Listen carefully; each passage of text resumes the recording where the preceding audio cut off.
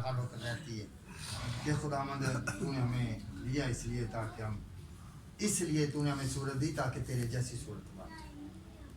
तूने सूरत हमारी इसलिए ली ताकि तेरे जैसी सूरत बन जाए हमारी। दाऊद ने कहा मैं जानदा हाँ पाक खुदा नू बुजुर्गी ते वड्डा, कहना मैं जान गया हूँ।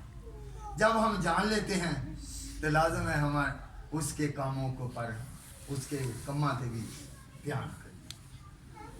तो फिर अगले सबूर में कानून में कहा तेरे हथियार होंगे खुदावंद दी वफादारी, तेरावेगा ना दिन का दिन ना तेनू रात अंधियारी। पुलिस ने हथियारों का बारे में जिक्र किया, मैं थोड़ा सा पढ़ना चाहता हूँ। मेरे चीजों जब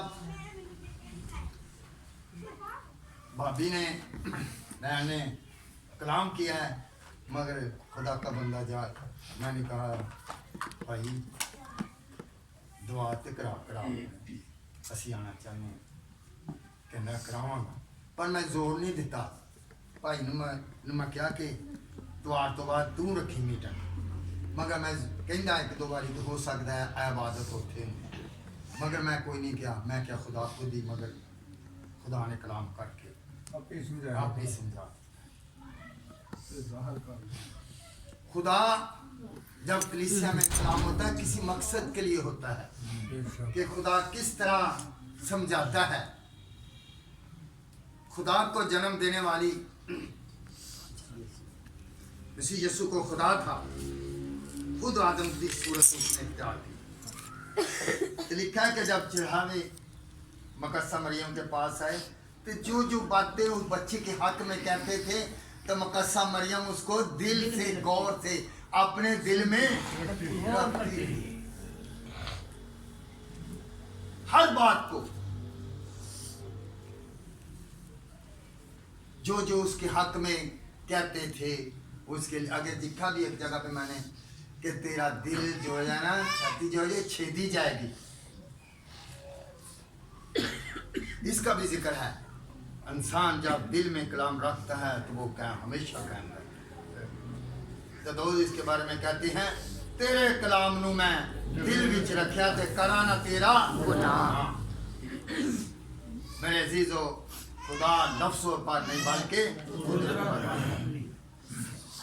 हम इस तरह खुदा पर ध्यान रखें ताकि मेरी जिंदगी में से ऐसा जलाल खुदा ज़ाहिर करे जिस तरह मेरे बाप दादा की जिंदगी के अंदर खुदा ने अपने आप को ज़ाहिर किया। इब्राहिम के वसीला से, इसहाक के वसीला से और खुदा के बंदा याकूब के वसीला से, जिसकी खुदा ने पैदा होते ही आंखों को खोल दिया।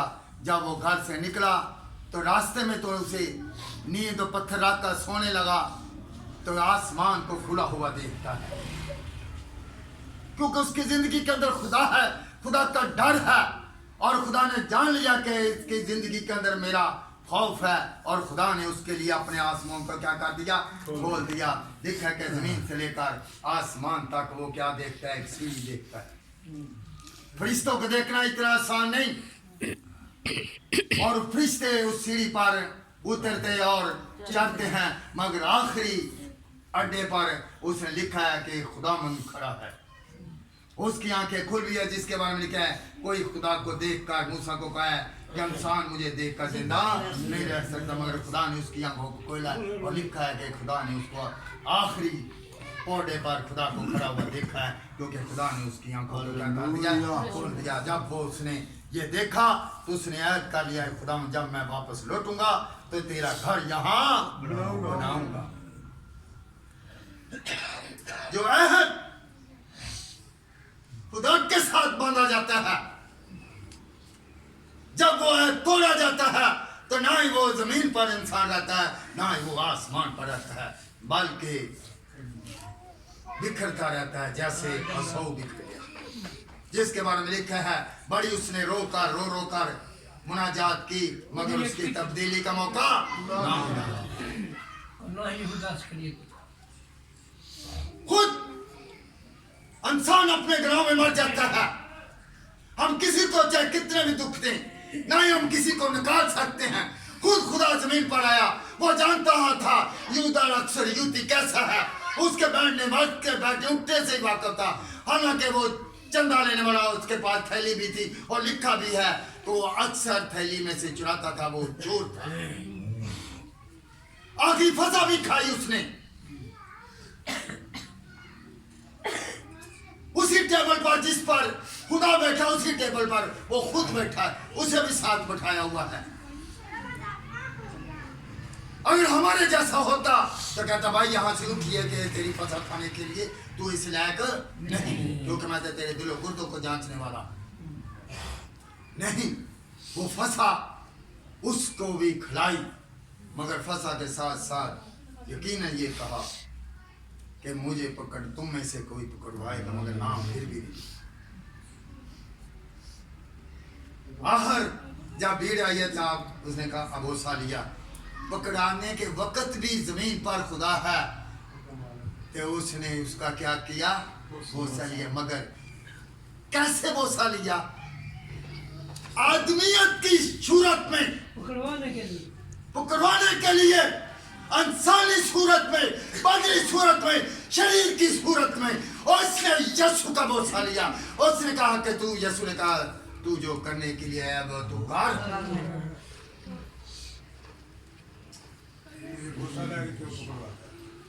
बोलते थे हम कितना भी क्यों ना ले, कितना भी क्यों ना यीशु का चूमे, जब गुनाह होगा तो यीशु के साथ वहां तक नहीं पहुंच सकता। उसे भी मौका नहीं तब्दीली का मिला, मगर खुद ही फांसी लेकर दरख्त फाड़ के लिखा कि उसकी आंखियां भी क्या निकली, अपनी मौत वो खुद ही मर गया। आज भी जो गुनाह करेगा वो अपनी मौत खुद ही मरेगा, खुदा किसी को नहीं करता। खुदा चाहता है कि किसी इंसान की हलाकत ना हो। अफसोस उस आदमी पर, इब्ने आदम के साथ उसके बारे में जो कुछ लिखा वो होना ही होना है, मगर अफसोस आदमी पर जिसके सबब से इब्ने आदम, अगर वो पैदा ही ना होता इससे बेहतर था। उसकी पैदाइश पर भी यीशु ने अफसोस किया, जिसके सबब से कलीसिया तबाह हो, जिसके सबब से कलीसिया को दुख हो, खुदा उसके लिए अफसोस करता है। क्या अफसोस उस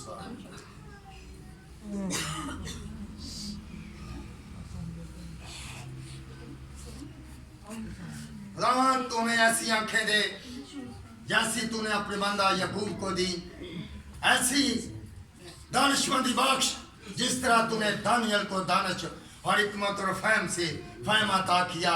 गैरत ऐसी बख्शदार जैसे तूने सदरक मिस्र अब्दुल को बख्शी, क्योंकि वो तेरी गैर रखते थे, इसलिए उन्होंने सोने की मूर्ति के आगे सजदा नहीं किया।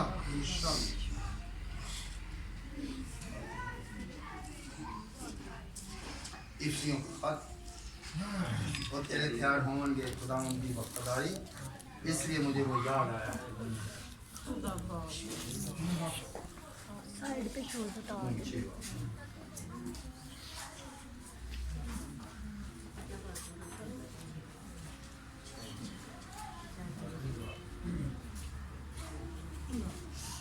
दस से ऐसे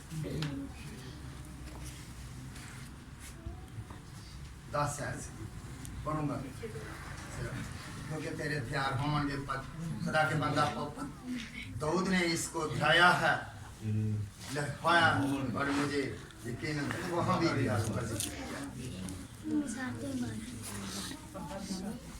जब हमने सबने कहा है कि मैं जानता हाँ पाक खुदा बुजुर्गी ते है, सदा जाने वो सब देखता तो क्या है बड़ा है, मगर जो कुछ वो दरिया हो, कुछ जो कुछ बनाता वो सचमुच वो भी बनाता है।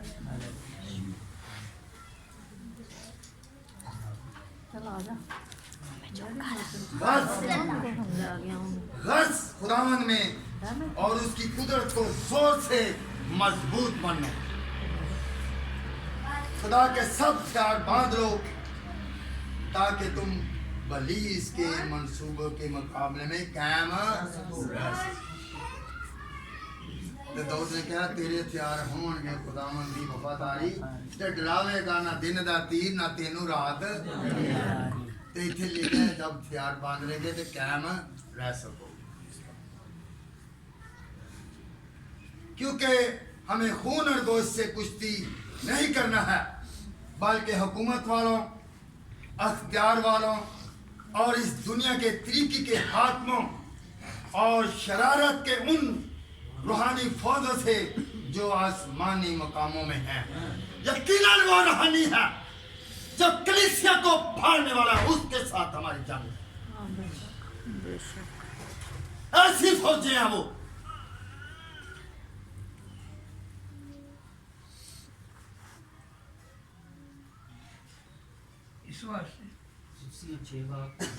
इस वास्ते तुम खुदा के सब हथियार बांध लो ताकि बुरे दिन में मुकाबला और जागते और दुआ करते रहो ताकि आजमाइश में ना पड़ो।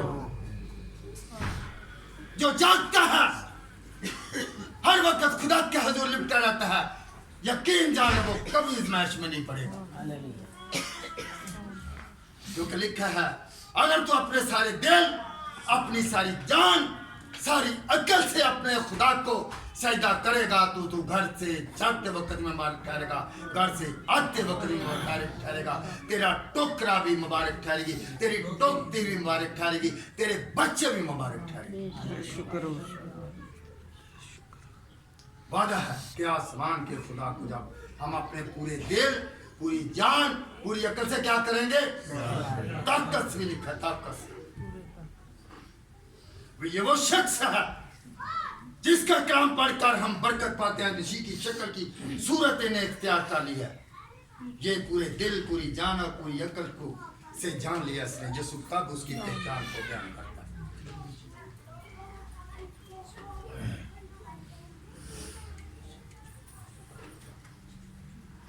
और सब काम को अंजाम देकर कायम रह सको। बस सिंचाई से अपनी कमर कसकर और रास्तबाज का बख्तर लगाकर और पाँव में सुलह की खुशखबरी की तैयारी के जूते पहनकर बार बार तैयारी कहता है खुदा करो।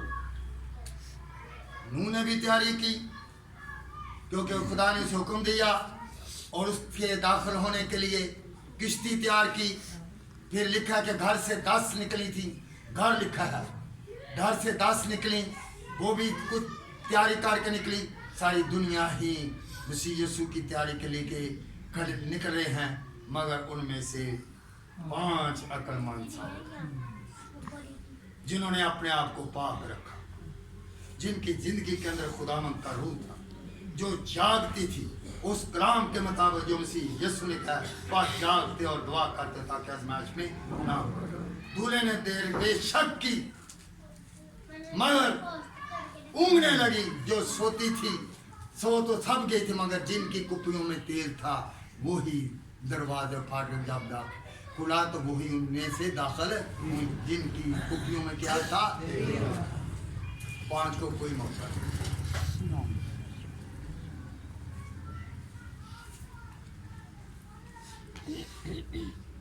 यहाँ भी खुदा के बंदा हमारे मुकद्दस भाई पौलुस ने कहा है सुलह की खुशखबरी की तैयारी के जूते पहनकर और उन सब के साथ ईमान की सिपर लगाकर कायम रहो, जिससे तुम उस शरीर के जलते हुए तीरों को बचा सको।